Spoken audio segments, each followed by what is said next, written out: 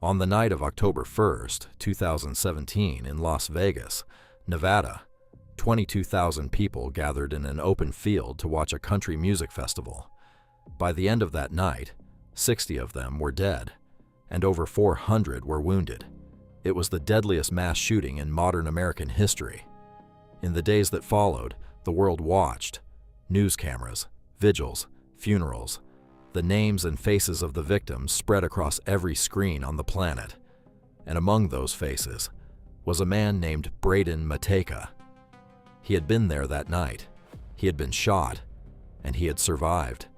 His photo, taken in a hospital bed, bandaged, alive, was shared by news outlets around the world as a symbol of survival, of hope, of the human cost of what had happened that night. He didn't ask for attention. He just wanted to go home.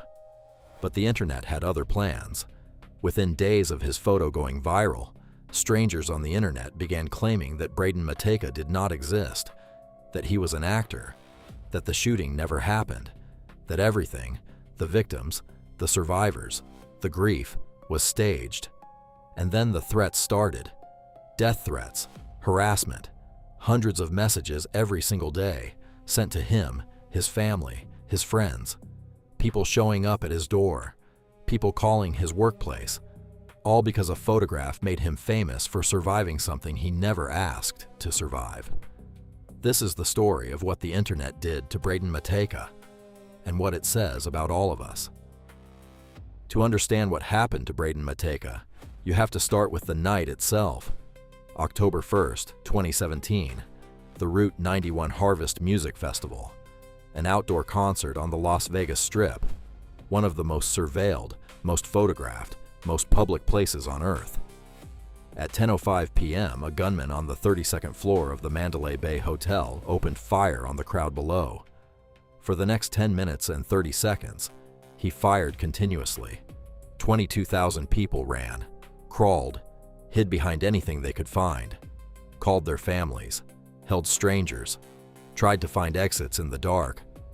Braden Matejka was one of them. He was 30 years old. He had come to the festival with people he cared about, an ordinary person in an ordinary crowd who had no idea that night would change the rest of his life, in more ways than one. He was shot. He survived. He was taken to a hospital where hundreds of other victims were being treated simultaneously, doctors working through the night on a scale none of them had ever experienced before. When he woke up, he was alive. That was the only thing that mattered. But outside that hospital, something was already beginning, something that would follow him for years. His photo had been taken, shared, and within 48 hours, it had been seen by millions of people around the world. Most of them saw a survivor, a human face attached to a tragedy, someone who had been through something unimaginable and made it out alive. But a small group of people, scattered across forums, comment sections, and fringe websites, saw something very different. They saw an opportunity. And what came next was something that no hospital, no doctor, and no amount of physical recovery could have prepared Braden Matejka for. Within 48 hours of the shooting, Braden Matejka's photo was everywhere. News websites, social media, TV broadcasts. His face had become one of the defining images of the tragedy, a real person with a real name who had survived something that killed 60 others. He hadn't sought it out. Someone had taken the photo, shared it, and the internet had done the rest. That's how it works. One share becomes 1,000. 1,000 becomes 1,000,000. And suddenly a private person becomes a public face, whether they want to be or not. For the first day or two, the response was what you might expect. Messages of support, prayers, strangers wishing him a speedy recovery, the kind of collective empathy that sometimes emerges online after a tragedy. But then something shifted. On the fringes of the internet, on forums dedicated to conspiracy theories, on YouTube channels built around the idea that major tragedies are staged by governments, on Facebook groups with tens of thousands of members, a different narrative was forming. It started small, a few posts, a few comments. People pointing at his photo and asking questions. Not genuine questions, leading questions. The kind designed not to find truth, but to manufacture doubt. Why does he look too calm? Why is his injury in that location? Why haven't we seen more footage of him? Who is he really? And then someone said it directly. He's an actor. This whole thing is fake. The shooting never happened. That post was shared, and shared again. And within days it had reached hundreds of thousands of people across multiple platforms. People who had never been to Las Vegas. People who had never met a single victim. People who looked at a man recovering from a gunshot wound in a hospital bed and decided, with complete confidence, that he was lying. The term they used was crisis actor, a supposed paid performer hired by the government to fake grief and injury after staged events. There is no evidence this phenomenon exists. There has never been a single verified case of a crisis actor. But the theory had been circulating online for years, and Braden Matejka's photo had just become its newest target. He found out the way most people find out about things like this. Someone he knew sent him a link. "Hey, have you seen what people are saying about you?" He looked, and what he read was beyond anything he had been prepared for. To understand why thousands of strangers decided that Braden Matejka was lying, you have to understand the machine that told them so. It didn't start with him. It didn't start with Las Vegas. It started years earlier, in the corners of the internet where mainstream reality was treated not as fact, but as a story, written by governments and powerful people to keep ordinary citizens confused and compliant. The theory of the crisis actor had been circulating online since at least 2012. The basic idea was simple. When a tragedy occurs, the government needs public sympathy to push through legislation. And to generate that sympathy, they hire actors, people paid to pretend to be victims, to cry on camera, to put a human face on an event that never actually happened. There is no evidence for this. Not one verified crisis actor. Not one document. Not one payment traced. In the history of every major tragedy targeted by this theory, not a single person has ever come forward to say they were paid to fake grief. But absence of evidence in this corner of the internet is itself evidence. The theory is designed to be unfalsifiable. Every piece of counter-evidence becomes proof of the cover-up, and the people spreading it were not doing so out of conviction alone. They were doing it for money. YouTube's algorithm in 2017 rewarded engagement above everything else. Outrage drives engagement. Conspiracy drives outrage. A video claiming the Las Vegas shooting was staged could accumulate millions of views in days. And with those views came advertising revenue. Real money.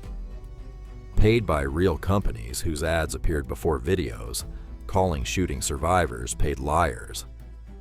A person could wake up the morning after the shooting, search YouTube for coverage, and within 3 clicks find themselves watching a video confidently explaining the whole thing was fake, complete with close-up analysis of Braden Matejka's hospital photo. And that video would have 800,000 views. That is the machine. An algorithm that rewards the most engaging content, regardless of whether it is true. Braden Matejka didn't become a target because someone decided to destroy his life. He became a target because his face was useful. To the people sharing his photo in those forum threads, he wasn't a person, he was content. What followed was not just online discussion, it was a coordinated, sustained campaign of harassment against a man who had just survived a mass shooting. The messages started arriving within days, hundreds of them, then thousands, sent to every platform where his name appeared, sent to his family members, sent to people who had simply been photographed standing near him. The content of those messages was not debate. It was not questions. It was threats. Explicit, detailed threats against his life and the lives of people he loved. Strangers telling him they knew where he lived. Strangers telling him he deserved what happened to him. Strangers telling him that if he didn't confess to being a crisis actor, something worse was coming. His girlfriend received messages. His brother received messages. His parents received messages. People who had nothing to do with the shooting, nothing to do with any conspiracy, nothing to do with anything. Targeted simply because they were connected to a man whose photo had gone viral. And it didn't stay online. People began showing up, not in large numbers, but enough. Strangers who had seen his address posted in a forum thread, driving past his home, phone calls to his workplace, emails to people in his life asking if they knew they were friends with a liar. Braden Matejka did everything a person is supposed to do in that situation. He spoke out. He gave interviews. He showed his medical records. He provided documentation of his injuries. He looked directly into cameras and said, "I was there. I was shot. This is real." It made no difference. For the people who had decided he was fake, evidence was not the point. Every piece of proof he offered was reinterpreted as further proof of the conspiracy. His willingness to speak out was seen as performance. His medical records were called forgeries. His interviews were analyzed frame by frame for signs of deception. There is a particular kind of exhaustion that comes from trying to prove your own existence to people who have decided you don't exist. And Braden Matejka was living it every single day. At some point, Braden Matejka made a decision that no person should ever have to make. He disappeared, not physically, not literally, but from the internet, completely and deliberately. He deleted his social media accounts. He stopped giving interviews. He stopped responding to messages. He stopped trying to prove anything to anyone. He took his name, his face, and his presence, and he removed them from the online world as thoroughly as he possibly could. Because the alternative was worse. The harassment had not slowed down. It had not faded as the news cycle moved on. If anything, it had intensified, fueled by YouTube videos with hundreds of thousands of views, by forum threads that stayed active for months, by a community of people who had made Braden Matejka a central figure in their version of reality, a version in which he was not a survivor, but a symbol of deception. He told reporters before he went silent that he had reached a breaking point, that waking up every morning to hundreds of new threats had become unsustainable, that watching the people he loved being targeted for simply knowing him had become something he could no longer accept. So he left. And here is the thing about disappearing from the internet in the modern world. It is not actually possible, not completely. The photos were still there. The forum threads were still there. The YouTube videos were still there. His name was still attached to the conspiracy theory long after he had stopped engaging with it. You can delete your accounts. You can stop posting. You can go silent. But the internet does not forget. And the people who had decided he was fake did not stop believing it just because he stopped responding. In a way, his silence made things worse. Because silence, to a conspiracy theorist, is confirmation. If he had nothing to hide, why did he disappear? Braden Matejka's story is horrifying, but it is not unique, and that is what makes it important. In December 2012, a gunman entered Sandy Hook Elementary School and killed 20 children between the ages of 6 and 7. Within days, the conspiracy theories began. The parents of murdered children started receiving messages telling them their children had never existed, that the funerals were staged, that their grief was performance. Lenny Posner lost his 6-year-old son, Noah, at Sandy Hook. In the years that followed, he was forced to move house 7 times. Each time his new address was found and posted online. Each time the threats resumed. For most of that time, the platforms did nothing. The content stayed up. The harassment continued. In 2018, a man drove from Florida to the home of a Sandy Hook parent, radicalized entirely online by the same conspiracy communities that targeted Braden Matejka. He was arrested before anything happened, but the intent was clear. Online harassment had produced a real-world threat. In Parkland, Florida, 17 students and staff were killed at Marjorie Stoneman Douglas High School. Survivors who spoke publicly were immediately targeted. David Hogg, a 17-year-old student, received death threats within hours. His family's address was posted online. Strangers called his mother's phone at 3 in the morning. The pattern was always the same. A tragedy occurs. Conspiracy content spreads through recommendation algorithms. Real people are identified and targeted. And the platforms profiting from that engagement respond slowly, partially, or not at all. Before going silent, Braden Matejka said something that has stayed with everyone who covered his story. He said he didn't entirely blame the individuals sending the messages, that most of them genuinely believed what they were saying, that they had been fed a version of reality through platforms designed to keep them engaged, that made harassing a gunshot survivor feel not just acceptable, but righteous.